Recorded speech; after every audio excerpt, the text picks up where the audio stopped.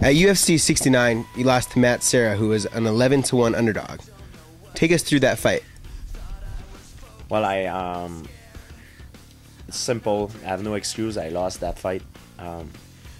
But this have been said, I truly believe it's like any other sport, like hockey, football. It's not always the best team who win the game. It's the team who come the more well prepared and the team who play the best. I truly believe I'm a better fighter than Matt Serra. We can argue about that. He beat me once, I beat him once. But even though if I'm a better fighter than Matt Serra, that night he came more well prepared and he fought a better fight than I. And that's the reason why I lost. At UFC 83 last April, you fought Matt Serra in a match for the undisputed welterweight title. It was held in Quebec, where you're from, the first ever UFC fight in Canada. Tell me about the experience of becoming the undisputed champion in front of your friends and family. It was the greatest moment of my career. I was fighting in front of my people, in front of my crowd, and I had a lot of pressure too. It was weird. It was very different because it was made if the fight was at home. I prepared myself very well for that fight, and I didn't want him to beat me a second time. So I fought a better fight than him. So I fought my fight, and that's the reason why I won. After defeating John Fitch, you had one of the most anticipated fights in UFC history.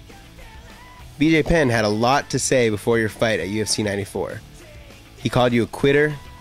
He said that you had to tap out because of punches. Did those comments contribute to your game plan and taking him as long as you did? It doesn't interfere at all in my game plan, but it gave me more motivation to train harder. And yeah, he called me a quitter, but Saturday when I fought him, it's not me who has quit. It's not me who didn't came back for the final round. You have said a lot of bad things. It's not in my nature to trash talk people, and also it's not in my nature to talk bad about my opponent.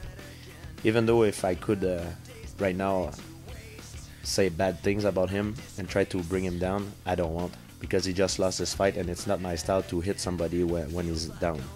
So I think I just hope maybe he's gonna have a life lesson from it and come back stronger next time. What did you say to BJ Penn when you went over to him after the fight? Even though we had a lot of animosity, like I said, I don't want to hit somebody. I don't want to step on somebody when he's already down. You know what I mean? In the way that he lost that fight, I knew he was very disappointed.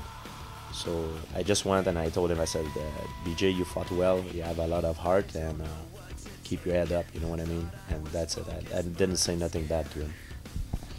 Did you get a chance to watch the last Affliction card?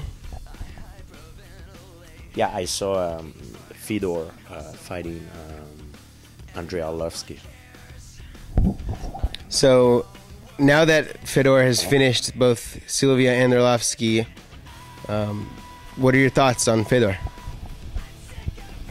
I think Fedor is the best pound for pound in the world.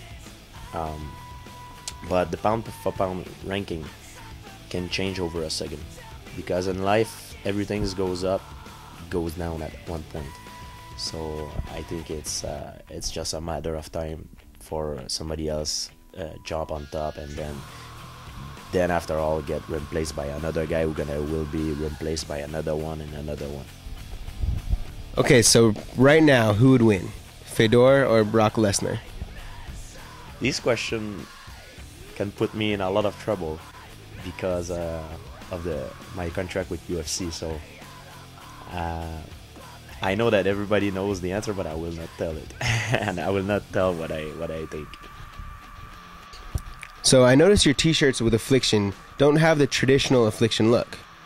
How has Affliction worked with you to reflect your character in the designs? It's very simple.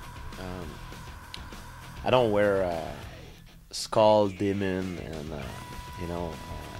dead stuff. It's not my style. I wanted to have something that reflects my personality, something which is very strong and positive at the same time, and bring a good image. So they made those t-shirts to my image, and SolisCompagnie.com has been the #1 account for my shirt. So you can check online. I noticed that you've just recently started a new foundation. What's the name of your foundation, and tell me a little bit about it? Well, my foundation, it's called GSP Foundation. It helps kids in different ways, troubled kids or sick kids, and it's my way to give back to the society. I think it's very important to do good things with the money that I get. Well, we look forward to keeping tabs on your new foundation. I also noticed that you have a female manager. Tell me what it's like working with the only female manager in UFC. It's true. My manager is a woman. We might joke about her because me and my trainers and training partner would tell always everybody around that women are not allowed in locker rooms. So for instance, Sherry come in the locker room, so that means Sherry is not a woman. So we make fun. So in other words, Sherry is not a real woman. We make fun of her all the time. But Sherry, for me, is the best manager in the world. Because of her, I've been able to realize my dream, and I would not be where I'm at right now if it would not be because of her. It's like a house. When you build a house, you need a solid foundation. Otherwise, your house will fall down. And Sherry, for me, it's like my foundation. You're known for having entrance music that Americans don't always recognize. Tell me about the entrance music that you choose. It's true. It's French hip hop. It's very popular in France, in Africa, in Quebec, where I come from. For me, because I'm French speaking guy, so it's easier for me to identify myself with this music. A lot of the things that they saying, it's proper to me and make me feel strong. It gives me motivation, and I just love it. This has been Sam from SolisE, brought to you by SolisCompany.com. Signing off with George St-Pierre from Las Vegas. Thanks for rocking with Solis.